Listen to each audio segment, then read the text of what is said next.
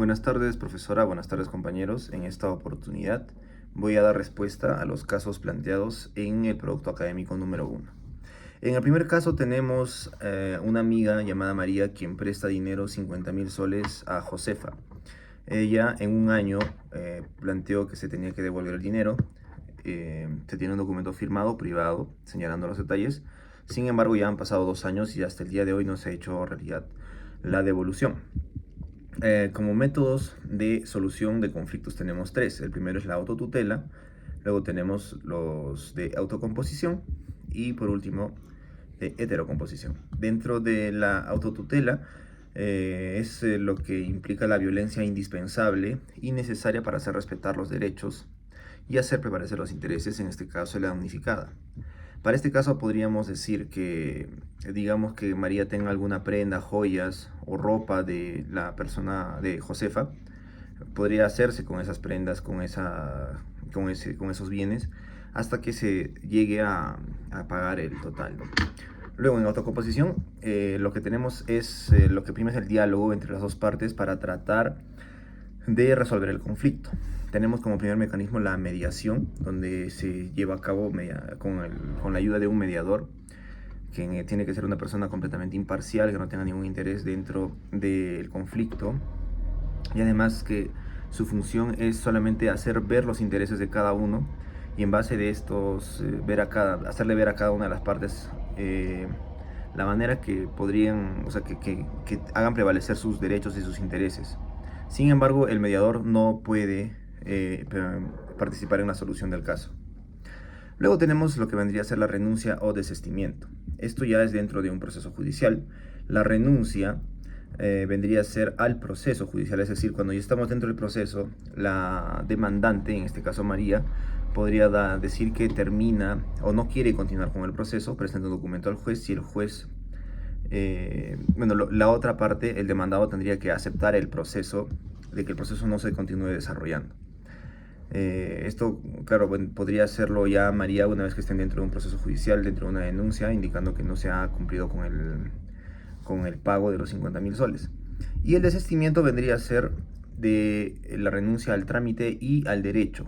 La particularidad de la renuncia es que se puede volver a hacer otro proceso, se puede hacer un nuevo trámite. Sin embargo, en el desistimiento ya no, porque este vendría a ser un equivalente a que se hubiera declarado infundada la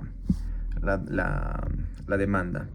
Por lo tanto, en este caso, ni siquiera en el desistimiento no es necesario que la otra parte, es decir, el demandado, acepte el no continuar con el proceso.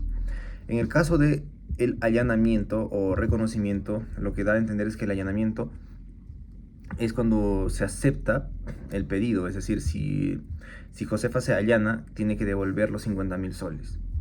En cambio, dentro del reconocimiento, Josefa tendría que aceptar todo lo que la demandante ha dicho y además de eso pagar los 50.000 soles. Tanto el allanamiento como el reconocimiento también están dentro de un proceso judicial en trámite.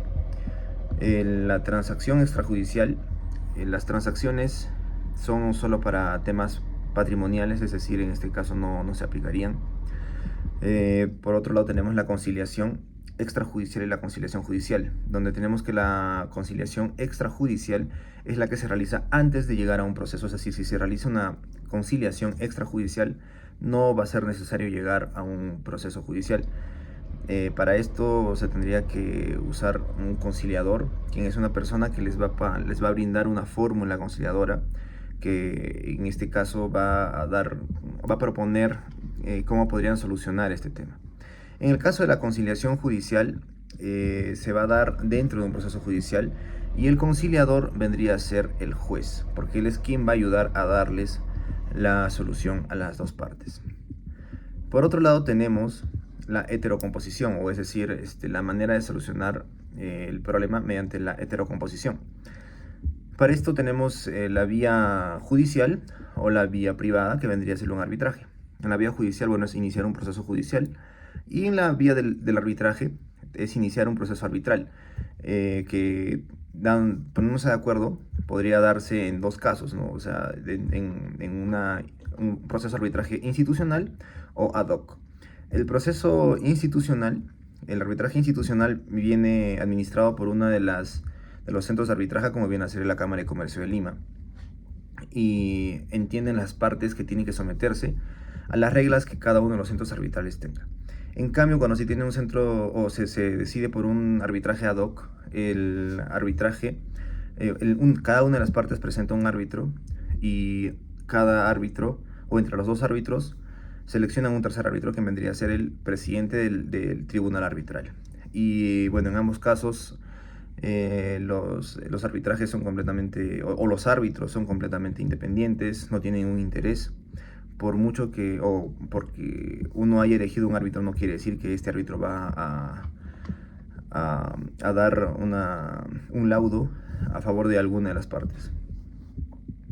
Bueno, y en el segundo caso tenemos el caso de Aldo y Milagros, que bueno, al parecer Aldo va a pedir el divorcio, y para esto su amigo Martín, quien es un juez, le está pidiendo, le está ayudando a plantear una denuncia para divorciarse. Bueno, en este caso, ¿en qué principio ampararía la respuesta si la labor que está realizando Martín es correcta, ¿no? Para esto tendríamos que ir a los principios del proceso. Y acá podríamos ver que el principio de imparcialidad de los órganos jurisdiccionales, en donde se entiende que hace referencia a que el juez no debe ser parte demandante ni demandada. Como juez uno como juez no puede apoyar a ninguna de las partes. El objetivo del juez es escuchar a ambas partes y debe sacar una conclusión de acuerdo a lo que presenten como pruebas. Por lo tanto, el Martín, quien es el juez amigo de Aldo, estaría incumpliendo con este principio, el de la imparcialidad de los órganos jurisdiccionales.